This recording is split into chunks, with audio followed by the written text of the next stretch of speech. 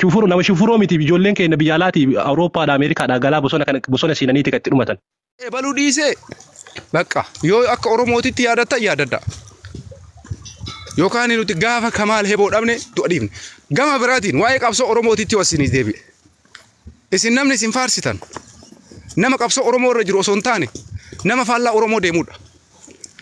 Duraan namni Abiyyi deeggaru isin biratti laata. Isin biratti akkasi. Namni waraana adda bilisummaa Oromoo deeggaru isin biratti Oromoo ture. Har'a garuu faallaa sadiiti. Ijoollee bosona jiru balaaleffatan. Kun dhugaa lafa jiru. Abiyyiin Oromoodhaa bu'aa buusee jira. Buusee jira. Jaaladha rakkoon qabu. Garuu nama siif miidhamu. Nama siif qabu ta'u maaliif qixan jaalanne? Maaliif qixan jaalanne? Mee warri har'a deeggarsa waraana adda bilisummaa Oromootiif godhu waraana adda bilisummaa Oromoo deeggarra jedhu. Maa inni bu'aan inni argate. Hattan foloon gootaniif miidiyaa isaanii tiktokii isaanii daawwattaniif viidiyoo isaan poosti godhan jala dhayxanii koopiliinkiin gootaniif. Kijiba maa barbaachisare? Ijoolleen as jala jirtan hin jirtan warri dhugaa waraana adda bilisummaa Oromoo deeggartan viidiyoo isin poosti godhan nama meeqatu isin ilaala? Dhugaadha kun. Dhugaadha yoo si aarsa malee dhugaan jiru kana liqimsi fudhadhu.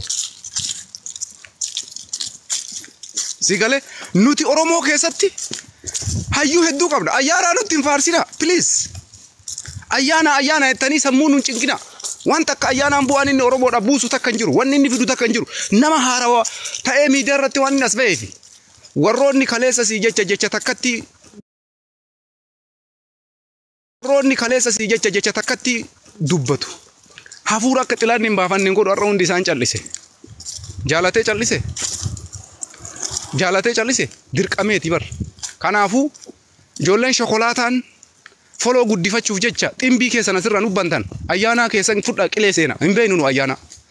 Nan ilaallatu garuu qabsoo Oromoo keessatti isa caalatti nama Oromoodhaaf dalage kumaatama jira. Isa caalatti nama Oromoodhaaf poolitikanyaawwan ciccimaa wajjin gattaa'ee afaan qabachiisee zim godhee jira. Joonii Maanyaa wajjin miti siyaasni Oromoo ka dalagamu. Joonii Maanyaa wajjin miti poolitikaan Oromoo ka godhamu. Sidii galee yoo dhugaa dandeettii poolitikaa ka qabaatu taate taa'ee haa dubbatu nama biraa walii. Saniin gara kaanitti uummata tiktokii kanaan wajjin taa'anii isaan kana as radda'uu akkas godhuu kana kaleessa haasa'amaa turee dadhabame. Wanni inni Oromoo fi Amaara walii fiduuf xaaruullee hin jiru. Nuti yoomuu tokko ta'uu hin dandeenyu. Amaaraa fi Oromoo yoomuu tokko ta'uu hin danda'u. Warri har'a lammafarratti warra maqaa waraana adda bilisummaa Oromoo deeggarra jettanii faannoo sappoorti gootan. Isin ammoo gaafii takkatti bichaa isin gaafadha. Yoo dhugumatti dinqisiifattootaa fi jaalattoota waraana adda bilisummaa Oromoo taatan warri har'a faannoo wajjin taatanii xilaata kiyyaa jettanii Abiyyi kuufifnee minaamin jettanii faannoo deeggaruudhaaf sammuu keessan keessatti dhuftanii isaa wajjin marii godhaa jirtan kun gaafii takkasi gaafadha. Faannoon beekamtii sii kennee jira. Ati akka Oromoo taateetitti maalummaa kiyyaan hin qabsaaya. Ani deeggaraa waraana adda bilisummaa Oromooti. Waraana adda bilisummaa Oromootiif kabajaa naa kenni jettee faannoo gaafattee jirta. Haga har'aatitti faannoon ati waliin teettee walgahii gootu maqaa waraana adda bilisummaa Oromootiin qabsoo geggeessaa bar. Wallagga keessatti dubartii ulfa garaa baasaa jira faannoon ABO'n jedhee sirra qabsaaya bar. Akkamitti seentee isaa wajji marii gootan. Ijoolleen waraana adda bilisummaa Oromoo deeggarra jettame mee gaafii makana irratti deebinaa deebisaa isin. Qabsoon keessanillee wal dhahee jira isin harka. Qabsoon wal harkaa isin dhahe. Walitti isin harkaa duude. Faannoon xilaanni isii tokkoffaa Abiyyi caalaa waraana adda bilisummaa Oromooti. Isinii galaa dubbiin kun waraana Abiyyi Ahmad caalaa raayyaa ittisa biyyaa caalaa xilaanni guddichi faannoon Itoophiyaa keessa balaaleffatu waraana adda bilisummaa Oromooti. Hoggansi faannoo viidiyoo sa'aatii amma gadhiifamee miidiyaa irra deemaa jiru yuutuubii Habashaa seen ilaala. Wallagga keessatti dubartii ulfa garaa baasanii Amaara ta'uudhaaf ABO'n shanee jedhee sirra qabsaaya faannoon. Ati hoolaan ammoo siyaasa oofaa. Xilaanni xilaata kiyyaa fira keeti. Holaadha wanta akka hin beektu. Hoolaa faannoo yoomuu xilaata fira keetii ta'uu hin danda'u. Namnummaan har'a jarri ajandaa godhatanii siyaasa ittiin qabsaa jiranuu waraana adda bilisummaa Oromooti. Hin oofina siyaasa kana duubatti hafa. Yoo bakka dubbiin isin dhibee isin harkaa wal dhahe itti dhiisa. Yookaan akka kaleessa kophaa keessan dhaabadhaa kophaa qabsaaya. Waraanni adda bilisummaa Oromoo har'allee deeggarsa nama tokko gaafataa hin jiru. Oonag shaniin ulfa garaa baasee xabbafatee nyaateedhaan. Siyaasaawwan keenya poolitikanyaawwan keenya jajjabni maal godhamoo isaan waliin taa'ee Abiyyi kuffisuu barbaada. Sinitti nafne aboo. Ummata aboo waan baranne ummata waan tokko irraa furmaata finne. Maafi faayidaa? Kanaafi falli jiru tokkochi bu'aan jiru tokkochi waraana adda bilisummaa Oromoo yoo deeggarte ummata Oromoo waliin qabi deeggarsa waraana kana haa goonu. Mee waan dandeessanii waraana kana bira dhaabbadhaa. Waan biraa yoo dadhabdan uffatuma waraana kana haa binnu. Kophee waraana kana waan waraanni kun kophee ittiin bitatu itti haa erginu. Namni kana haasa'a malee akkam goone Abiyyi kuffisna. Akkam goone jarrisi kuffisuuf sirra qabsaa jiran. Abiyyi kuffisuu osoo hin taane akkam goone waraana adda bilisummaa Oromoo balleessinaadha faannoon kan irra qabsaa'u. Isin kana wallaaluudha kan nu aarse aboo. Kanaafi ani dhugaa jirtu dubbadha. Gizee kamuu dhugarraan dabu'an. Abiyyi Ahmadis kuma kanaan dura isinitti hime. Nama tokko nama maqaa Oromootiin qabsaa'u namni irratti duulu takka hin jiru amma booda. Kun qabna achi keessa. Adda bilisummaa Oromoo ati naan kennee otiin irraan fudhatu itti dhaladhetti guddadhe. Woboon kiyya kee qofaa miti. Obboleessa kiyya waan durii akkana goone dhiisi amma waraana maal godhanta nama. Scarface.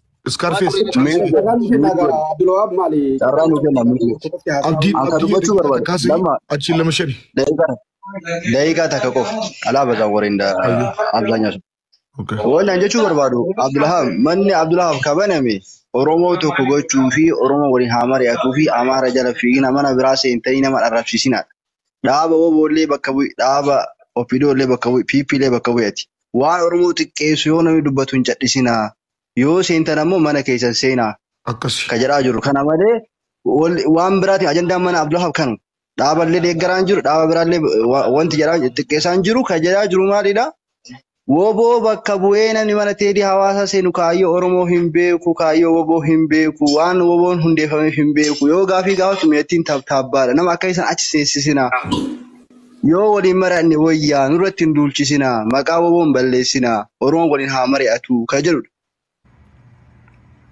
ዱጋ ገለቶን በጆ ደንዳ ይራን ነማስ ዱርሱ ጅራ ለማሸ አይ አብዱላ ወኪ ማከሚ ገለቶማ garuu namni yeroo marii waliin godhu walitti wacuu osoo hin ta'in darabee ofii qabatee nama waliin yaada ofii dabarfatuudha. Tartiiba eeguun gaarii. Lammaffaa ani yaada Isaaq amma kennate hedduu yaada dhugaatiilleedha. Tokkoffaa wanni isiniin adda yaadna godhu yeroo baay'ee abaa'oo jedha namni.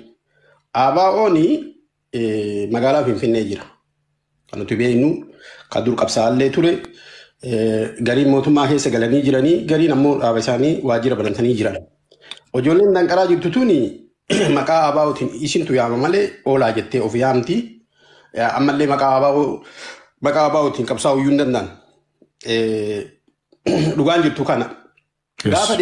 Gaafa dheengadda wayyaanee fi mootummaa wal lolu agreementii tokko malee addi bilisummaa ijoolleen gaara jirtuni nuti pelleef wajjin alaayinsii uummanni jettee gabbaatee jara wajjin tokkummaa jaraa labsite. TPLF gaafa mootummaa waliin araaramte badheematti sii dhiifte. Gaafa kaanillee gaafa Eertiraa kaanuyyuu keessa jiru jechuudha.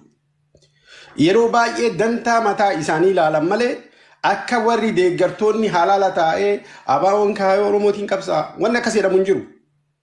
Yaaduma akkasiillee qabu. Warri kun gareen kun jechuudha. Abbaa fedhe wajjin nama Oromoodhaa miti Oromoo guutuu dhabamsiisu nama abiyyiin isaanii ajjeesu mootummaa kana balleessu yoo dhufe dantaa irraan qabu nama kadheen gadda morma isaanii muree mukatti fannisee galgalaa ganama gaallaa oona gochiin innaa xafaallee hin jedhu yoo waan fedhe ta'an amma abiyyiin deeggara.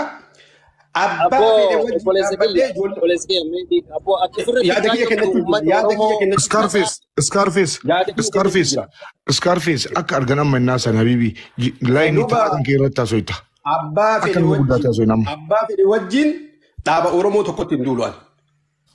Yoo haga fedhe jibbillee jechuun yoo danda'e kophaa kiyya deemee nama Oromoo balleessuudhaaf deemu nama Oromummaa kamareet maxxafaata allabbat jedhee miseensaanti hoogganoonni jara faannoo kana gadi bahanii oromummaa kan midirinnaa xafaalleen gaallawachuu wada Keeniyaanaa wada Maaliskaan mallisaalleen osoo jedhanuu dhaadatanii har'a ijoolleen kalee nuti sabboontota mootummaan kun mootummaa Amaaraati mootummaan kun ilaalcha Amaaraa qaba jedhu akkanuma nuun jechaa turan deeggartoonni shanii wanni miidiyaa kanarraa haasaa turan isaan har'a jara wajjin dhaqee ani garuu wanni hin jala buree isinitti himuu barbaadu mootummaan seera qaba nama ajjeesuun nama hidhuun sirrii miti jedhee nama amanu nama ajjeesu immoo ajjeesuun sirriidha shari'aa islaamaatti illee namni lubbuu namaa baase ani yoo nama ajjeese akka amantii islaamaatti mootummaa islaamaa keessa hojii fannifamee akkuma inni ajjeesanitti ajjeefama shari'aateen akkas jedha namtichi gaara keessatti magaalaa keessatti abbaa torbee ta'ee deeggartoota mootummaati jedhee namuma Oromooti beek hawaasuma Oromooti deeggartoota obboleessi kee mootummaa keessa jira firri kee mootummaa keessa jira jedhee gafuudhee halkan irraa nama qalaa bulu yoo mootummaan illee qabee addabaabaayii irratti ajjeese watta kanatti garaagarummaa takkan qabu. Lamashen abbaa manaa adeemsa si eegu jira. An deeggaraa miidiyaa irratti bahee duraan warra ABO deeggaru kan wajjin waliin harka dhahaa ture. Laalee uummanni kun ilaalchaaf kaawwan adda bilisummaa Oromoo olaan jedhu sun olaan mootummaan adda bilisummaa Oromoo mootummaan beekna onneetiin keessa kan jiru sani dhiifama wajjin. Dhaaba san jechuun dhaaba hayyuudhaan bu'uureffame beektota ilmaa Oromootiin bu'uureffame hoogganamu. Dhaaba gadheedhaa fi dhamaatuudhaan hoogganamu miti. Dhaabni sun abbaan torbee kan mootummaan ittiin Oromoo ittiin rukutu ijaarate malee dhaabni adda bilisummaa Oromoo.